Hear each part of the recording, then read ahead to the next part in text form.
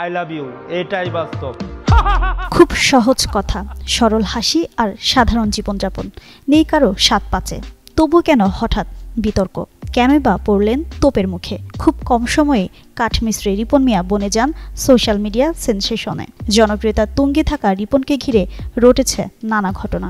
মাসে লাখ লাখ টাকা আয়, দেশ বিদেশে ঘুরতে যাওয়া, তবুও রাখেন না মা বাবার খোঁজ, দেন না কোনো সহায়তা।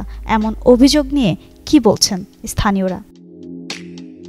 গেল মঙ্গলবার একটি বেসরকারি টেলিভিশনে রিপন মিয়াকে নিয়ে প্রতিবেদন প্রকাশ হয়, যেখানে তাকে নিয়ে বেশ কিছু অভিযোগ উঠে আসে।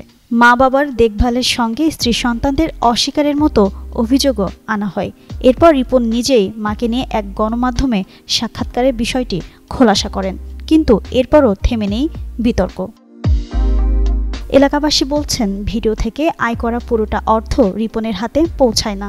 রিপনের নামে খোলা পেজটি পরিচালনা করে একটি টিম, সেখান থেকে ভাগ হয়ে আসে তার প্রাপ্ত অর্থের অংশ, যা অপ্রতুল বলা চলে। এই যারা পেজ কন্ট্রোল করে তারা যে পরিমাণ টাকা দেয়, এই টাকা দিয়ে রিপন মিয়া চলতে পারে না। রিপন মিয়া তার মা বাবাকে টাকা পয়সা দেয়, হয়তো 2000, 3000, 5000 টাকা দেয়, কিন্তু তার মা বাবা জানে, মানুষে বলে তাদের কাছে যে তা এই রিপন কোটি কোটি টাকা ইনকাম করে।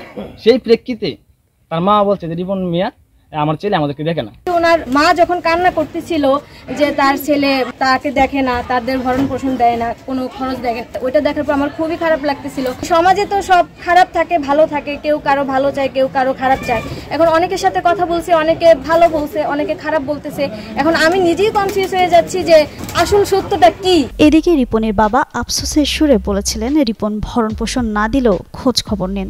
তিনি এবার বললেন ভিন্ন কথা। তার মারে মনে বলছে যে আম্মা তুমি এই যে আমি বিয়া লইছি এটা কই না করে, ওই বেড়ি তো বুঝে নাই, সোজা রাস্তা মানুষ, এই গাছ কাটা যাইতেছে কাছাকাছি লইয়া, ওইটা কে ফিরাই হারিয়া ও আফা আপনি দুটো কথা বললেন, এই যে আপনারা ধরছেন, আমার সাইডে কথা বলতে হয়েছে। তবে প্রশ্ন থেকেই যায়, যে মানুষ হাসিতে জয় করেছিলেন হাজারো মন, তিনি কি সত্যিই দোষী, নাকি সোশ্যাল মিডিয়ার নতুন শিকার?